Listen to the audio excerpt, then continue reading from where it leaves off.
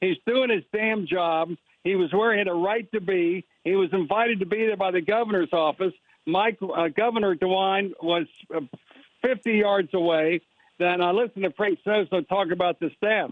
The staff around DeWine on these issues is very good because of COVID-19. They had so much practice for 2 years.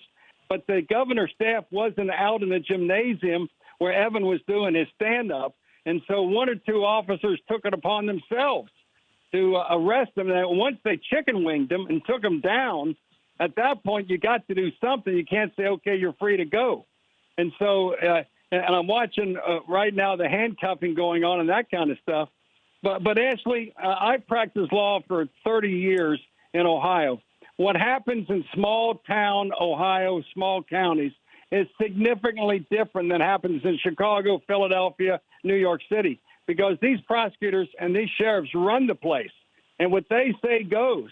And so I think if News Nation was not on this thing, Evan would still be locked up. And I don't easily say the charges are going to be dismissed, because unlike the other guest you had on, in Ohio, the Attorney General has a very limited responsibility. It's a civil responsibility, not a criminal one. And the county prosecutor will decide, and or municipal prosecutors, to proceed or not to proceed. And so at this point, he's out, he's free, and but he's not, in a sense, these charges may not be dismissed for a while.